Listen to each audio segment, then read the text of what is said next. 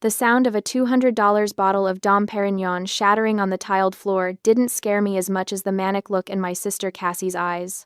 She screamed that my black wheelchair looked like an ugly lump of coal, ruining her perfect engagement photo. Then she shoved me straight into the glass tower of champagne, blood mixed with sparkling wine. I couldn't move my legs to stand up, but Cassie had made a fatal mistake. She didn't know that the elegant woman who had just crossed the lawn and rushed over to stabilize my neck with the professional motion of a top expert was Dr. Helena Kingsley, the groom's aunt. She was also the very person who had drilled 8 screws into my spine 24 months ago. And this time, Dr. Kingsley wasn't using a scalpel, she was using the law. But I'm getting ahead of myself. To understand how a biological sister could be so cruel, I must take you back to an hour prior, when the wrought iron gates of Magnolia Springs Botanical Garden first swung open. They revealed what could only be described as a pastel fever dream. Pink roses, mint green hydrangeas, and cream-colored lilies spilled from every available surface. Gossamer ribbons twisted around white columns. A string quartet played something baroque and expensive-sounding near a marble fountain. This was Cassie's vision of perfection, and I was about to become the single black mark on her pristine canvas. The mandatory dress code was spring pastel, baby pink, or mint green. The invitation had specified in looping calligraphy, no exceptions. I had complied by wearing a pale pink silk dress that I'd found on sale at Nordstrom Rack, the kind of dress that made me feel almost pretty despite everything. The fabric draped nicely over my atrophied legs, and I'd even done my hair in soft waves that fell past my shoulders. But my ultralight carbon wheelchair was matte black, a specialized piece of equipment worth $5,000 that I had saved forever to buy. Every penny from my disability payments, every birthday check from distant relatives, every dollar I could scrape together from freelance editing work had gone into this chair. It weighed only 18 pounds, and moved like a dream compared to the clunky, hospital-issued one I'd used for the first 6 months after the accident. This chair was my freedom, my independence, my ability to navigate the world without asking for help every 5 minutes. I didn't think Cassie would care about the color. I was wrong about a lot of things back then. I rolled myself up the accessible ramp, thank God the venue actually had one, and scanned the crowd for my sister. She stood near the champagne fountain, a vision in ivory lace that probably cost more than my entire year's worth of medical supplies. Her blonde hair was swept into an elaborate updo, and her makeup was magazine perfect. She was laughing at something Greg, her fiancé, had said, her hand resting possessively on his arm. Greg was a good guy, as far as I could tell from the 3 times I'd met him. He was an architect, soft-spoken and kind, with an easy smile that seemed genuine. I'd wondered more than once what he saw in Cassie. But then again, Cassie had always been good at showing people only what she wanted them to see. I approached with total sincerity, wheeling myself through clusters of guests who politely stepped aside. My heart hammered in my chest. Despite everything, despite the 2 years of cold silence, despite the way she'd rewritten history to make herself the victim I still hoped, I still believed that somewhere inside my sister was the girl who used to braid my hair before dance recitals, who used to sneak me cookies when Mom put me on those horrible pre-performance diets. Cassie, I called out, my voice bright with forced cheer. She turned, and for just a moment, I saw something flicker across her face. Annoyance? Disgust? It was gone so quickly I might have imagined it. Matilda, she said, her smile not quite reaching her eyes. You made it. The way she said it, you made it, as if she'd expected me to fail, or perhaps hoped I would. I swallowed the hurt and held out a small gift box, wrapped in vintage rose-patterned paper. Inside was a pair of vintage pearl earrings that I'd found after weeks of searching through antique sites and estate sales. Cassie had said, years ago when we were still close, when the Jeep hadn't yet crashed into the tree, when I could still stand on my toes and execute 32 perfect fouettes, that she loved vintage pearls. They reminded her of Grandma's jewelry, she'd said. The pearls Grandma wore in her wedding photos, the ones that had been lost when she passed. To buy these earrings, I had to withdraw money from my emergency medication savings fund, the account I kept for when insurance inevitably denied coverage for something essential. But I'd wanted to give Cassie something meaningful, something that said, I still love you, even though you've made it clear you don't love me back. I naively waited for a smile, or at least a nod of acknowledgement. Cassie took the box with 2 fingers, as if it might contaminate her. She opened it without ceremony, glanced at the pearls nestled in tissue paper, and her lip curled. Second hand? She said it like a diagnosis. It looks old. This doesn't match my Vera Wang dress at all. She carelessly dropped the gift box onto a nearby cocktail table, barely looking at it, before her attention shifted back to her phone.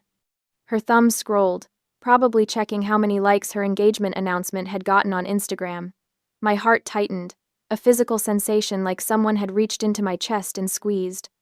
But I swallowed my tears for the sake of the family peace. My parents always forced me to maintain. Don't rock the boat, Matilda. Your sister is going through a stressful time. Be the bigger person, Matilda. She didn't mean it that way.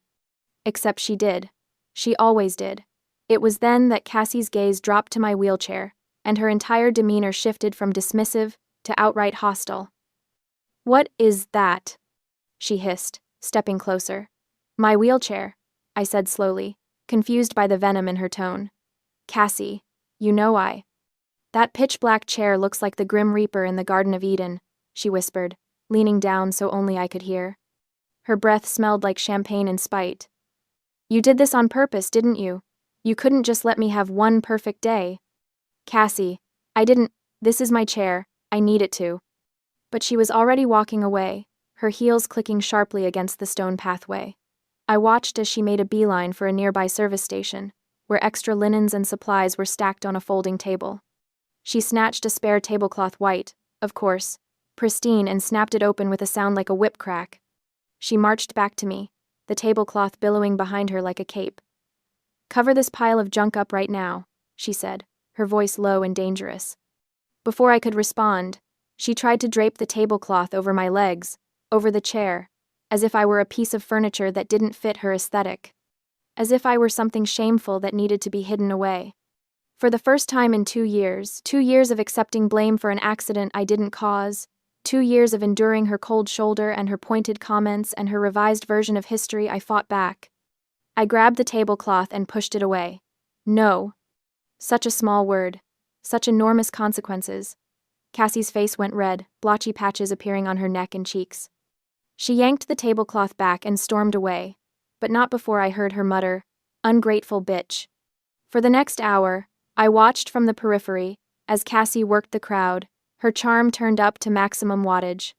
I watched her whisper to guests, watched them glance in my direction with expressions ranging from pity to suspicion. I knew what she was doing, I'd seen her do it before. She was controlling the narrative, getting ahead of whatever story might emerge from our interaction.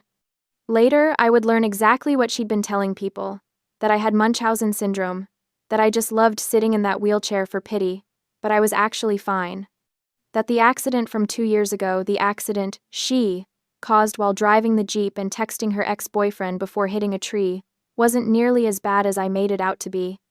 That I was dramatic, attention-seeking, jealous of her happiness. She was using my tragedy to paint me as a liar in everyone's eyes. And the worst part? Some of them believed her. The engagement party continued around me like I was a rock in a stream, guests flowing past, occasionally glancing over, mostly pretending I wasn't there. I parked myself near the rose garden, away from the main festivities, and watched my sister float from group to group like some kind of pastel butterfly. Greg caught my eye once and started to come over, but Cassie intercepted him smoothly, threading her arm through his and redirecting him toward an elderly couple near the fountain. I wondered if he knew. If she'd told him the real story about the accident, or if he'd gotten the sanitized version, the one where I was the reckless one, the drunk one, the one who'd ruined everything. About an hour after the party started, a photographer appeared, some hipster guy with a man bun and expensive equipment. He started setting up near the main stage area, a raised platform decorated with what must have been $1,000 worth of peonies. "Family photos," Cassie announced, her voice cutting through the string quartet. "Everyone gather round." I stayed where I was. Maybe if I remained still enough, small enough, she'd forget about me. No such luck. Cassie's eyes found me across the lawn. She gestured impatiently, her smile fixed and frozen. I wheeled myself over slowly, dreading whatever fresh humiliation awaited. The rest of the family was already assembling, mom and dad looking uncomfortable in their dressy clothes, Greg's parents looking wealthy and vaguely confused, various aunts and uncles and cousins filling in the gaps. And there, at the far left of the formation, sat a large, pink-ribboned banquet chair, the kind with a straight back and armrests, the kind that requires core strength and balance to sit in safely. The kind I absolutely could not use. "Matilda," Cassie said sweetly, her public voice dripping with artificial warmth. "Move the wheelchair somewhere else. Sit on that chair. I want this photo to be uniform." Everyone was watching. The photographer had his camera up, ready to shoot. Mom was making her "please don't cause a scene" face. Dad was staring at his shoes. "Cassie," I said quietly, trying to keep my voice steady. "You know I have a T10 spinal injury. I don't have the core balance to sit on a regular chair. I'll fall." I'd explained this before, countless times over the past 2 years. A T10 complete spinal injury means I have no sensation or movement from approximately my belly button down. No abdominal muscles to hold myself upright. No ability to catch myself if I start to tip. Sitting in a regular chair without support was like asking someone to balance on a tightrope with no pole theoretically possible for about 5 seconds before physics and gravity won. Cassie's smile didn't falter, but something dark and ugly flashed in her eyes. "You're just good at ruining things," she said, her voice still sugary for the benefit of the crowd, but with an edge sharp enough to draw blood. Then, leaning closer, she whispered, "You're jealous because I'm getting married and you're a cripple, right?" The word hit me like a slap. Not because I hadn't heard it before. I'd heard it from strangers, from kids, from drunk assholes at bars, but never from my own sister. Never from someone who was supposed to love me. "Stand up, you fake," she hissed, and then she grabbed me. The action happened so fast it completely surprised me. Cassie used both hands to grip me under my left armpit and yanked upward with a strength I didn't know she possessed. The jerk was violent, unexpected, pulling me up and forward at an angle that immediately threw off what little balance I had. My hands scrambled for the armrests of my chair but found only air. The world tilted sickeningly. In her fury and her haste, Cassie stepped on the hem of her own long dress. I saw her stumble, saw her arms windmill as she fought to keep her own balance. Her grip on me loosened and then released entirely as she dodged backward, trying not to fall. She caught herself, took a step back, regained her balance with the grace of someone who still had full control of their body. I wasn't so lucky. My lower body was immobile, dead weight that I couldn't control or compensate for. The momentum from her pull launched me forward. I had no leg muscles to brace with, no core strength to right myself. I was falling, and there was nothing I could do to stop it. The champagne tower was directly in front of me. An elaborate pyramid of crystal glasses, each one filled with golden bubbling liquid, stacked 7 levels high. Probably cost more than my monthly rent. Definitely cost more than I was worth in Cassie's eyes. I hit it with my shoulder and chest, and the entire structure came down. The sound was incredible, a cascading crash of breaking glass, like wind chimes made of violence. Hundreds of shards exploded outward. I felt them slice into my hands as I tried to break my fall. Felt them cut my face, my neck, my arms. Sharp pain bloomed across my skin in a dozen places. My head snapped to the side, hitting the tile floor hard enough to make my vision blur. The expensive bottle from the top of the pyramid, that $200 Dom Pérignon that someone had placed there like a crown, fell onto my shoulder with a heavy thud before rolling away. Blood began to spread across the white tiles, mixing with champagne into a grotesque rosé. My pink dress was soaked through, and I couldn't tell anymore what was wine and what was blood. My hands looked like they'd been through a paper shredder, glass embedded in my palms and fingers. The entire garden went dead silent. No music, no chatter. Just the sound of champagne still dripping from the edge of the platform, and my own ragged breathing. I lay there, unable to move, afraid to move. My neck hurt. My head was ringing. And somewhere above me, I heard Cassie's voice, high and hysterical. "Oh my God! My $5,000 dress. You ruined my party." Not, "Are you okay?" Not, "Someone help her. Stand up right now." I couldn't see her. My angle on the floor gave me a view of mostly chair legs and horrified faces, but I could hear her perfectly. Could hear the absolute lack of concern, the narcissistic focus on herself, on her party, on her dress. Someone gasped. Several people started to move forward, to help, but a voice cut through the chaos like a knife. "Stand still, don't anyone touch her." The voice was female, authoritative, The kind of voice you obeyed without question. Through my blurred vision, I saw a woman drop her Gucci handbag onto the grass and push past a waiter. She moved with purpose, with the confidence of someone who knew exactly what to do in an emergency. She knelt beside me in the puddle of wine and blood, not caring about her elegant cream-colored pantsuit. Her hands were gentle but firm as she placed them on either side of my head, stabilizing my neck in the standard medical C-spine technique. "Listen to me carefully," she said, her voice calm and professional. "Don't try to move. Don't turn your head. I'm going to hold you steady until the paramedics arrive." I knew that voice. Dr. Helena Kingsley, Greg's aunt, the chief of neurosurgery at Mount Sinai Hospital, the woman who had saved my life 24 months ago. Dr. Kingsley looked up, her sharp gaze finding Greg in the crowd. "Call 911 immediately. Report a spinal injury and assault. Request police and an ambulance. Right now." "Assault?" Cassie's voice went shrill. "What are you talking about? She fell. It was an accident." But Dr. Kingsley wasn't looking at Cassie. She was looking at me, and something in her expression, a mix of recognition and fury, told me she knew exactly who I was. She'd known the moment she saw me fall. "Matilda Wells," she said softly, "just for me. I know you. I'm going to take care of you. You're safe now." And despite the pain, despite the blood, despite everything, I felt something inside me finally break free. I wasn't alone anymore. The minutes that followed existed in a strange, disconnected bubble. Time moved differently when you were lying on the ground, held immobile by the steady hands of someone who knew exactly how fragile your spine was. I could hear everything, every whispered conversation, every shocked gasp, every click of a camera phone, but I couldn't react, couldn't turn my head, could only stare up at the perfect blue sky and the lacework of tree branches above me while Dr. Kingsley maintained her grip. "You're doing great, Matilda," she said quietly. "Keep breathing. Slow and steady. That's it." Somewhere to my right, Cassie was spiraling. "Aunt Helena, you're overreacting." Her voice had that particular quality of panic that came when a narcissist realized they were losing control of the narrative. "She's faking it. She can walk. She's just acting to ruin my day." Dr. Kingsley's hands didn't move from my head, but her voice could have frozen nitrogen. "Miss Wells," she said, loudly enough for everyone to hear, "I am the one who personally drilled 8 pedicle screws into your sister's T10 and T11 vertebrae 24 months ago at Mount Sinai Hospital. I know the structure of her shattered bones better than she does herself." A collective intake of breath from the crowd. I couldn't see their faces, but I could imagine them, the slow realization, the pieces clicking into place. "Do you want to debate medical knowledge with the chief of neurosurgery, Dr. Kingsley continued, her tone making it clear this was not actually a question. Silence from Cassie. Blessed, beautiful silence.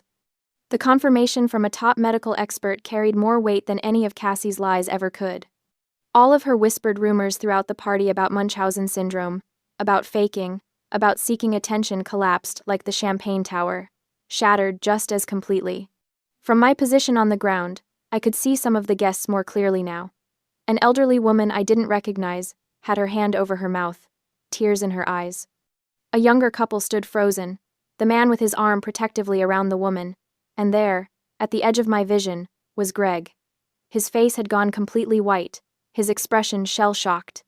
Cassie stood frozen, her perfect updo starting to come undone, her $5,000 dress stained with champagne and, I noted, with a dark satisfaction, a few drops of my blood. Around us, whispers rippled through the crowd like wind through grass. "Did you see what she did? She pulled her right out of the wheelchair. That poor girl. Will she be okay? Someone said the sister was texting during the car accident too. Is it true? Did she really cause it?" As for me, lying there amidst the pain and chaos, glass still embedded in my skin, blood drying sticky on my face, I thought, I'm still alive. How could it get any worse? It was almost funny, in a dark way. Surviving a horrific Jeep crash that had killed my ballet dreams and my future, that had left me with 8 screws holding my spine together and no feeling below my waist, had given me a certain calmness. An absolute experience in sensing survival. I'd already faced the worst thing I could imagine. Everything after that was just details. But this public revelation, this exposure of Cassie's true nature, this was something new. something that felt almost like justice. The sound of sirens cut through the garden, growing louder. Within minutes, paramedics were surrounding me, their movements efficient and practiced. They worked in tandem with Dr. Kingsley, who gave them a rapid-fire assessment of my condition and medical history. T10 complete, hardware in place, recent trauma to the head and cervical spine, she rattled off. Multiple lacerations, possible concussion. I want her in a collar and on a backboard, and someone call ahead to County General, tell them Helena Kingsley is accompanying the patient, and I want imaging immediately. The paramedics didn't question her. When a neurosurgeon gave orders, you followed them. They applied a rigid neck brace, carefully rolled me onto a backboard, and secured me with straps. Every movement sent fresh waves of pain through my cuts, but I bit my lip and stayed quiet. I'd had worse. I'd survived worse. As they lifted me onto the stretcher, I finally got a full view of the scene. The demolished champagne tower, the blood-soaked tile, the scattered shards of crystal catching the afternoon sun like diamonds. And the guests, at least 50 of them, all staring with varying expressions of horror, pity, and morbid fascination. This was supposed to be Cassie's perfect day, her moment in the spotlight. Instead, it had become her exposure. 2 police officers had arrived with the ambulance, and I watched as they approached Cassie. One of them, a woman with her hair pulled back in a severe bun, pulled out a notepad. "Ma'am, we need to ask you some questions about the incident." Cassie's face was a mask of barely contained panic. "It was an accident. I was just trying to help her sit down for the photo. She's my sister. I would never." I saw what happened. The voice came from an older man in a gray suit, someone I recognized vaguely as one of Greg's business associates. He stepped forward, his expression grave. "I was standing less than 2 meters away," he said, his voice clear and firm. "My name is Lucas Chambers. I clearly saw her." He nodded toward Cassie. "Use both hands to grab her sister and pull hard with intent. That was not accidental or a slip of the hand. She deliberately caused this girl to fall. That is assault." The testimony of this independent witness was ironclad evidence. An unbiased observer, a respected businessman, someone with no reason to lie and every reason to stay out of family drama. His words carried the weight of truth. The female police officer's expression hardened. She stepped closer to Cassie. "Ma'am, given the witness testimony and the victim's injuries, you need to come with us to the station for questioning regarding an assault charge." "What? No!" Cassie shrieked, backing away. "You can't take me! It's my engagement party! Get away from me!" She swatted at the officer's hand, hysterical now, her entitlement overriding any sense of self-preservation. "Greg, tell them to stop."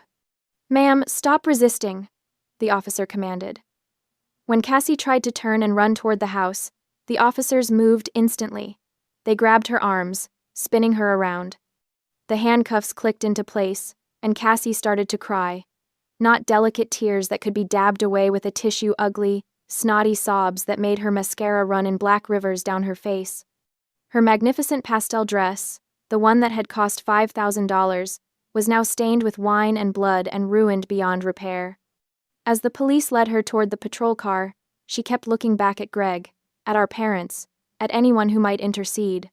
But the crowd parted for her like the Red Sea, everyone stepping back to avoid being associated with her downfall. Most importantly, Greg stood silent.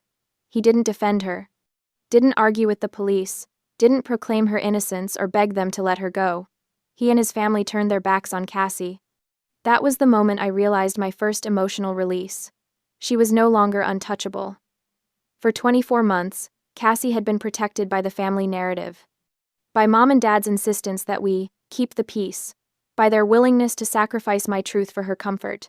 By their enabling of her narcissism and their enforcement of my silence. But this was public. This was witnessed. This was documented. This was finally real. As the paramedics loaded my stretcher into the ambulance, I caught one last glimpse of the botanical garden, the pastel nightmare, now splattered with blood and broken glass. The guests, shocked and whispering.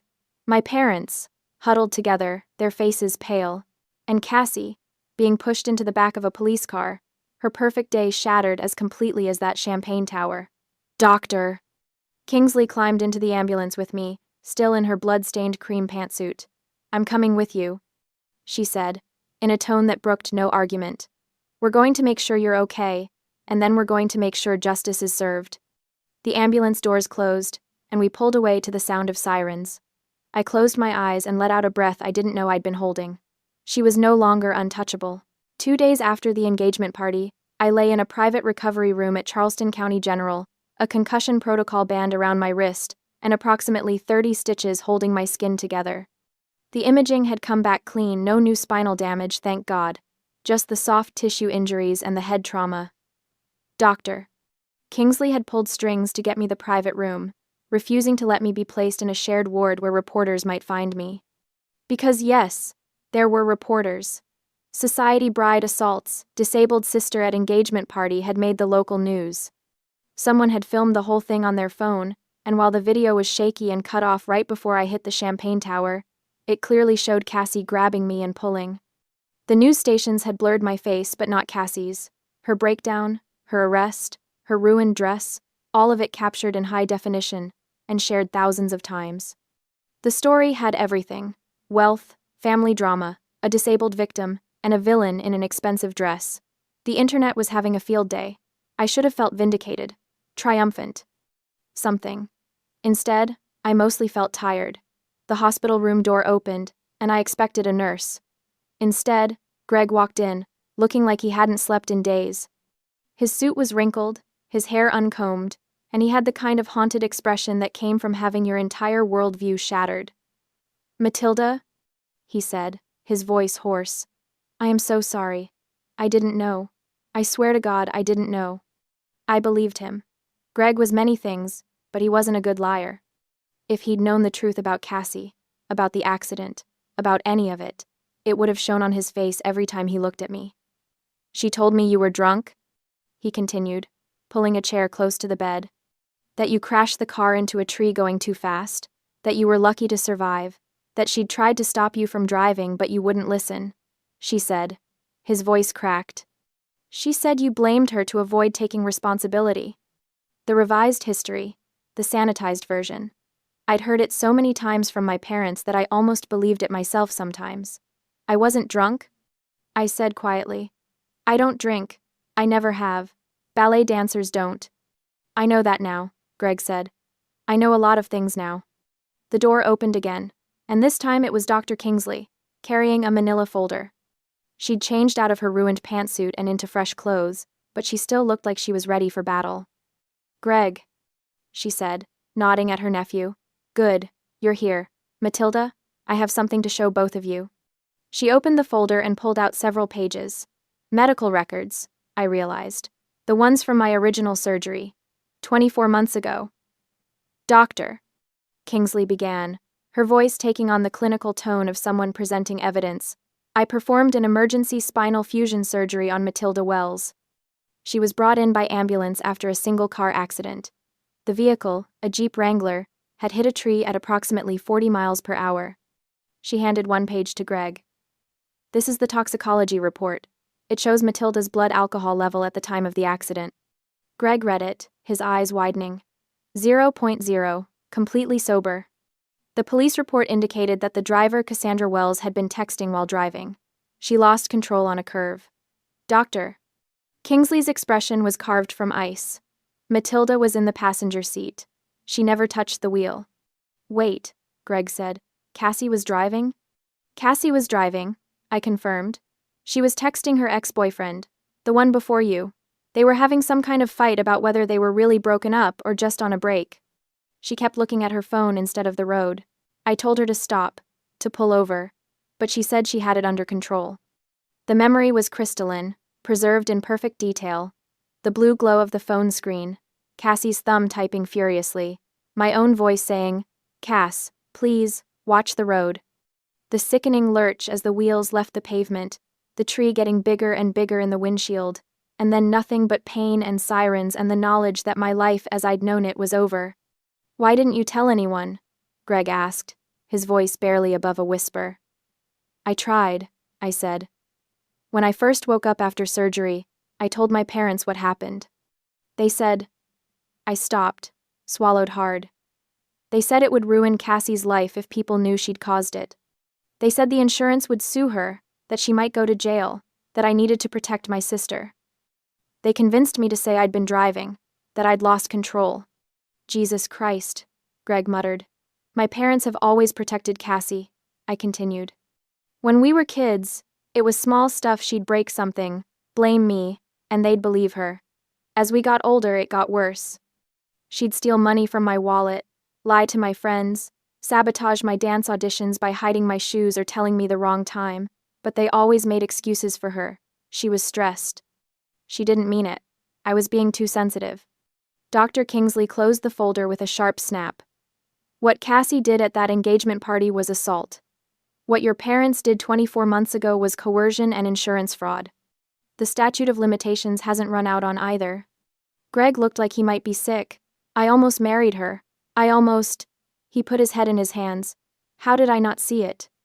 Narcissists are excellent performers, Dr. Kingsley said, not unkindly. They show you exactly what you want to see, until it's too late.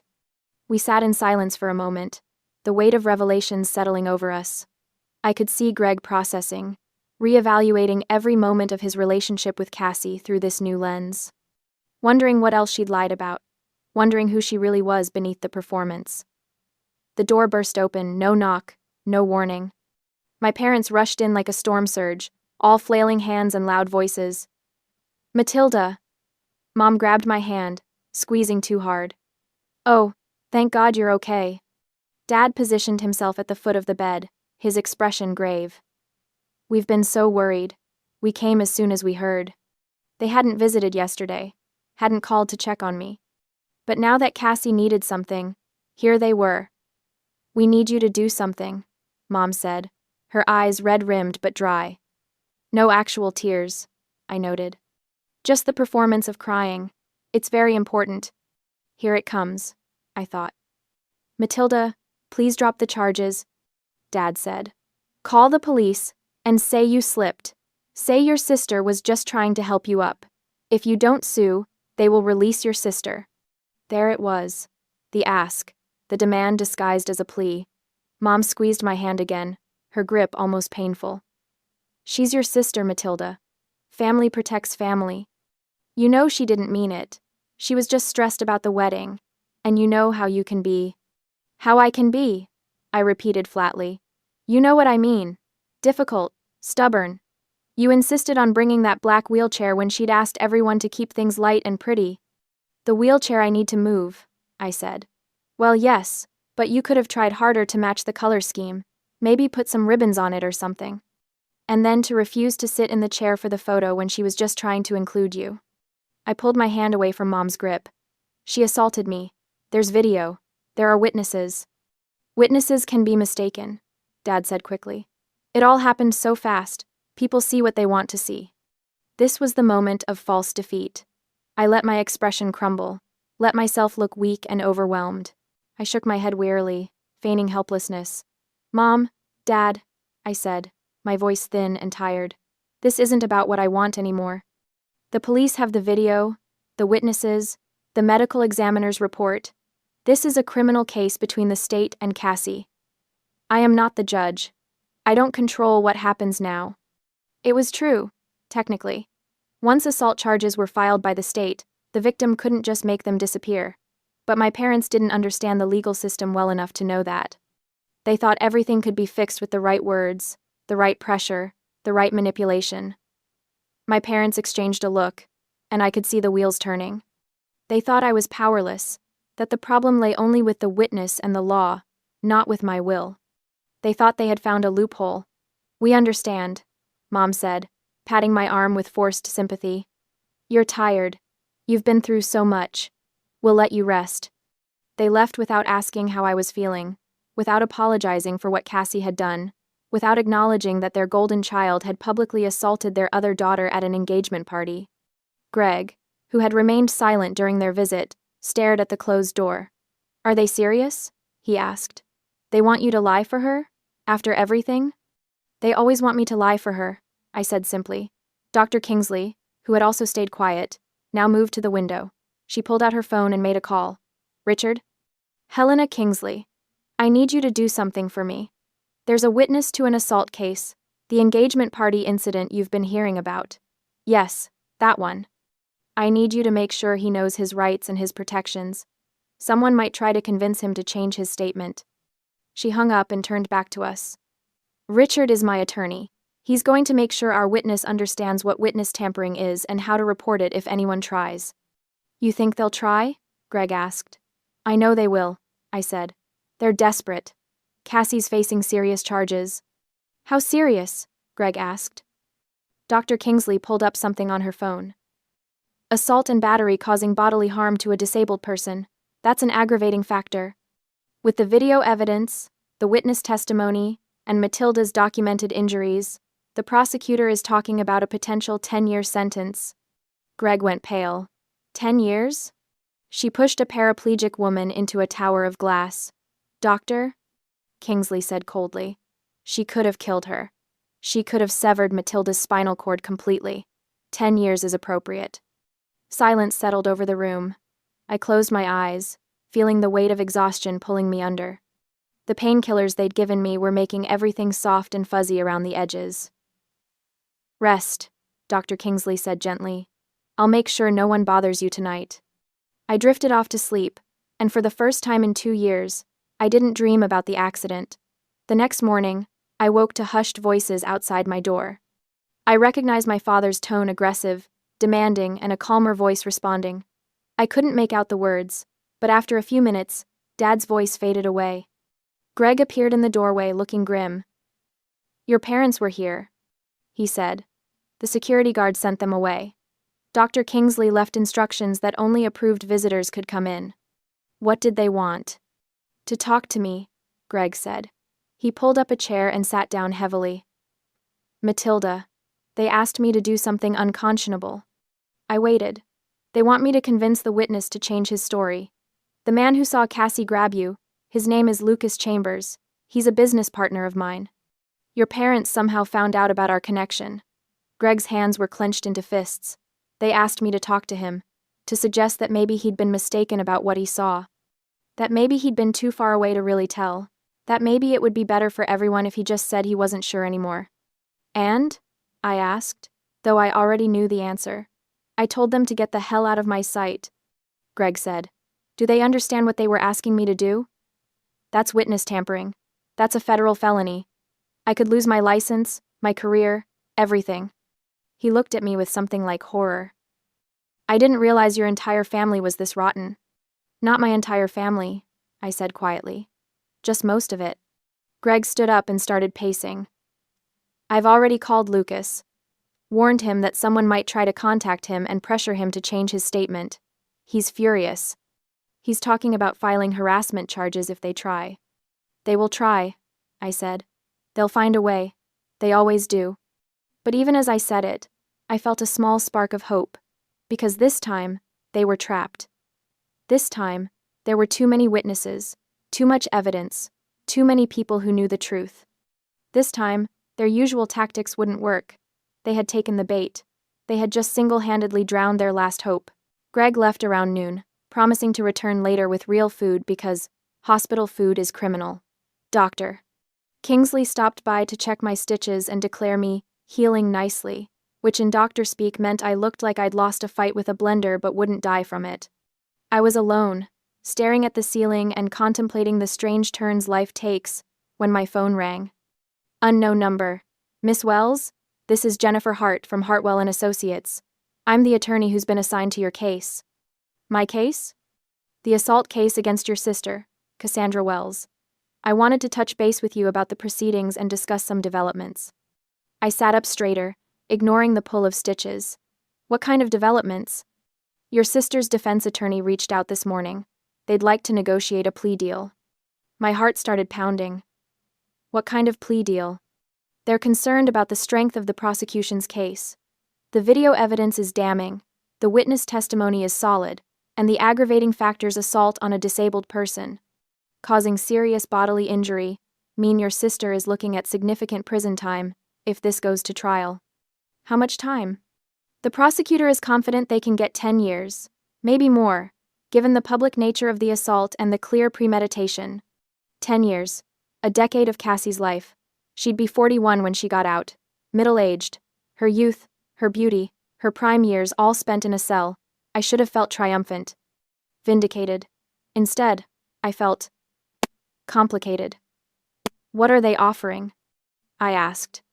If you agree to submit a victim impact statement requesting leniency, and if you're willing to tell the judge that you believe your sister can be rehabilitated, they're willing to plead guilty to a reduced charge, aggravated assault, instead of assault with intent to cause serious bodily harm. With your statement and a guilty plea, she'd likely serve 2 years. Maybe less with good behavior. 2 years instead of 10. Still prison, still consequences, but not life-destroying. There's a catch, miss. Hart continued. They want restitution. Full restitution for your medical expenses, pain and suffering, and punitive damages. They're proposing a total of $420,000. I nearly dropped the phone. $420,000? Your medical bills from the current hospitalization alone are close to $60,000. Add in the lost wages, the therapy you'll need, the pain and suffering from the assault itself, and punitive damages for the emotional distress. It's actually quite reasonable. Some lawyers would push for double that. But my parents, they don't have that kind of money. That's their problem, not yours, miss. Hart said calmly. If they want this plea deal, they pay. If they don't pay, we go to trial, and your sister does the full 10 years. When would they need to pay by? The preliminary hearing is scheduled for next week. They'd need to wire the full amount into our trust account before that hearing. 7 days from now. 7 days to come up with $420,000. It was impossible. My parents lived comfortably, but not lavishly. Dad was a middle manager at an insurance company. Mom worked part-time at a boutique. They had a nice house, a sailboat they took out on weekends, their retirement savings, but nearly $500,000 in cash. Miss Wells, I need to know, are you willing to submit the leniency statement if they meet the financial terms? Was I? 2 years in prison wouldn't destroy Cassie's life completely. She'd survive it. Maybe it would even change her, force her to confront the consequences of her actions. 10 years, though, that was different. That was life-altering in ways that couldn't be undone. And the money, $420,000, would set me up for life. I could afford the medical equipment I needed, the therapy, the modifications to whatever home I ended up in. I could live independently, not have to rely on disability payments and charity. Yes, I said finally. If they pay the full restitution by the deadline, I'll submit the statement. Good, Miss Hart said. I'll let them know. 1 week, Miss Wells. The clock is ticking. My parents showed up that evening, looking haggard. Dad's face was gray, his shoulders slumped. Mom had aged 10 years in 3 days. $420,000, Dad said without preamble. That's what they're demanding. That's what the lawyer calculated, I said neutrally. We don't have that kind of money, Mom said, her voice breaking. We've been to the bank. We've called everyone we know. We can't just... You can liquidate your $401k, I said calmly. They stared at me. I checked. Between both of your retirement accounts, you have about $280,000. With the early withdrawal penalties and taxes, you'd net maybe $200,000. You can sell the sailboat not on the market, but to a wholesaler or liquidator. They'll give you cash instantly but at a fraction of the value. That's another $100,000 if you're lucky. For the rest. There are hard money lenders who fund against home equity in days, not weeks. The silence was deafening. That's our retirement, Dad finally said. That's everything we've worked for our entire lives. Selling to liquidators? Hard money loans? We'll lose 50% of the value on everything. We'll be ruined. And my spine is broken, I said, my voice hard. My career is gone. My life as I knew it is over. Because Cassie was texting while driving and you made me lie about it. Because you've protected her and enabled her and sacrificed me for her comfort my entire life. We did what we thought was best for the family, Mom whispered. You did what was easiest for Cassie, I corrected. You always have. And now you get to decide what's more important, your retirement fund or your daughter's freedom. Dad's face went red. You're really going to do this? You're really going to destroy your own family? I'm not destroying anything, I said. Cassie destroyed this family the moment she grabbed me and threw me into that glass tower.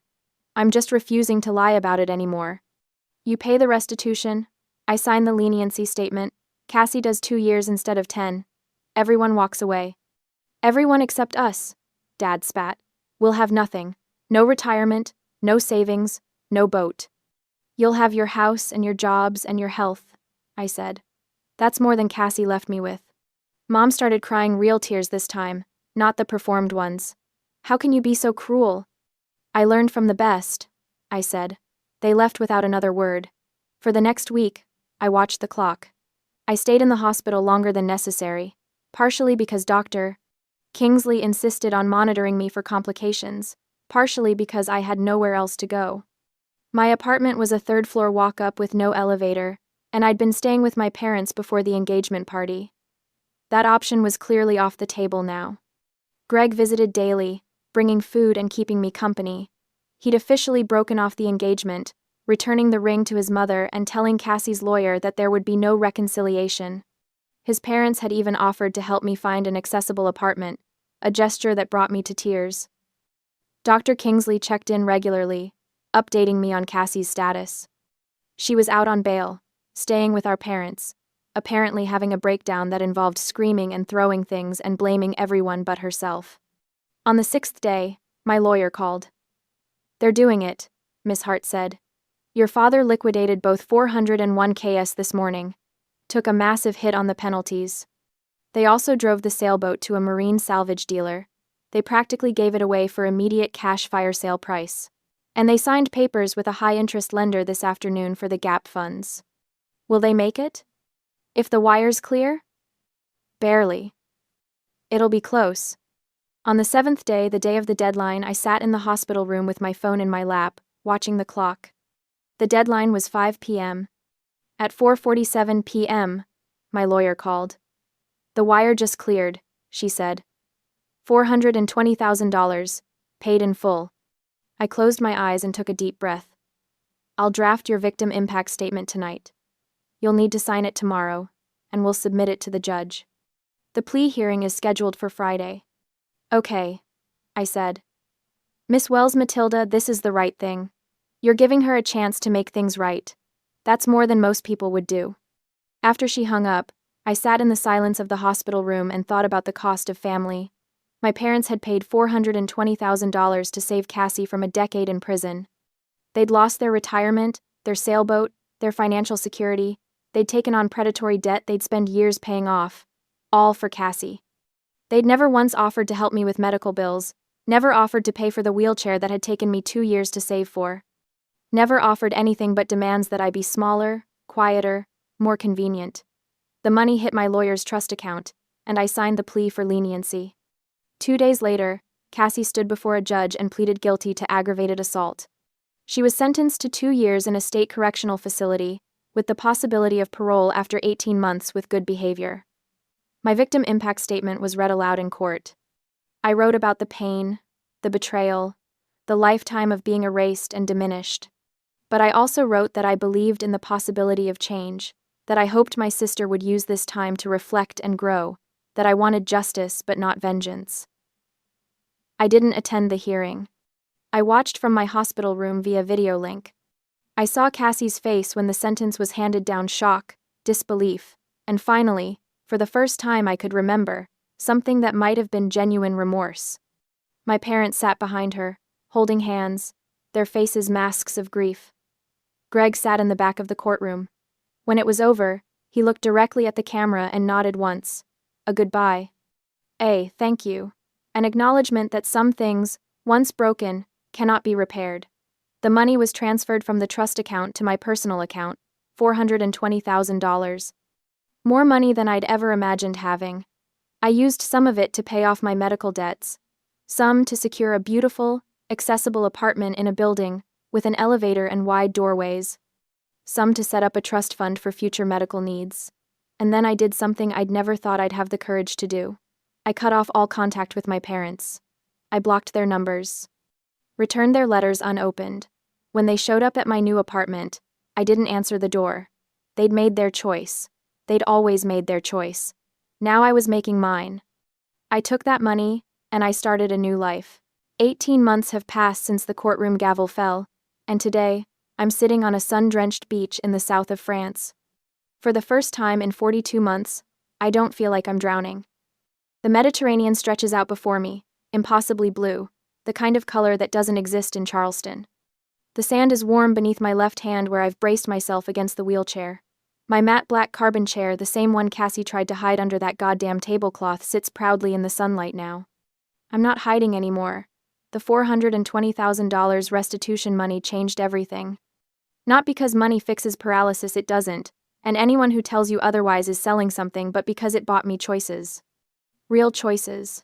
Not the scraps my family used to offer me with their pitying smiles and their, maybe next year, Matilda, promises. I used a significant portion of it to fund experimental treatment at the Zurich Neuroscience Research Institute, cutting-edge neural chip implant technology. The kind of thing that makes neurologists either excited or skeptical, with very little middle ground. Dr. Kingsley, bless her pragmatic heart, had given me the contact information with a simple, "It's worth trying. No guarantees, but the research is promising." The medical result wasn't some miraculous stand-up-and-walk moment like you see in the movies. Recovery never works that way, no matter what the Hallmark Channel tells you. But 3 weeks ago, during one of my focused visualization exercises, something happened. My right big toe twitched, just slightly, barely a millimeter of movement. But I felt a tingling current of electricity that ran down my calf, following neural pathways that had been dark and silent for 42 agonizing months. The first real sensation, below my T10 injury since the Jeep rolled, I had stared at my foot for a full minute, convinced I'd imagined it. Then I did it again, and again. Each time, that tiny twitch, that whisper of reconnection between my brain and my body. Matilda, did you see that? Mari, the 35-year-old woman sitting in the beach chair next to me, had been watching during one of my exercises yesterday. When my toe moved, she screamed in delight, launching herself out of her seat to grab my shoulders. She hugged me so tightly I couldn't breathe, crying even louder than I was. Mari, my found family. I met her at the Research Institute in Switzerland. She'd been volunteering there, helping patients navigate the foreign medical system, translating German medical jargon into understandable English, and generally being the kind of human that restores your faith in humanity. She told me she'd cared for her paralyzed sister for 10 years before she passed away from complications. When she met me, Mari said I reminded her of her sister, same stubborn determination, same dark humor about our circumstances, same refusal to be defined by our limitations. For me, Mari filled a void I didn't even know how desperately I needed filled. She became the caring, understanding, protective sister I never had, the sister Cassie could never be. My phone vibrates in the bag hanging off my wheelchair. I almost ignore it. I've gotten good at ignoring things that don't serve me, but something makes me check. An email from Mom. The subject line is empty, but there's an attachment. A photo of a handwritten letter. My stomach tightens as I open it. The handwriting is Cassie's, still that perfect Catholic school cursive, even after 2 years in prison. She was released early last week for good behavior. According to Mom's brief message, Cassie refused to move back in with our parents. Instead, she found a small town somewhere in the Midwest, got a job as a server at a bakery, and rents a tiny apartment above a hardware store. The letter itself is short. Matilda, I'm sorry for taking your legs and your life's dream. I don't expect you to forgive me. The days in prison helped me understand how terrible I was. I am learning to be a decent human being from zero. Live well, Matilda. I read it twice, then a third time. My heart feels light. Not because of the apology words are cheap, and Cassie's words were always prettiest when they meant the least, but because I realize, sitting here with the sun on my face and Mari humming beside me, that I don't care anymore. No more resentment burning in my chest. No more imagining what I'd say to her if I saw her again. No more rage keeping me awake at night, but also no need to reconnect. No obligation to rebuild something that was never really there. Cassie is learning to be a decent human being? Good for her. She can do that without me. I turn off my phone and drop it into my bag, leaving the past exactly where it belongs. Mari, I say, beaming at her. Let's go get ice cream. My treat. Mari laughs, this full-bodied, joyful sound that makes strangers turn and smile. She stands, moving behind my wheelchair. Let's go, little sister. She pushes me along the coastal path, and our laughter blends with the sound of the ocean waves. The breeze tastes like salt and freedom. This is my real family. This is my real life. And damn, it feels good.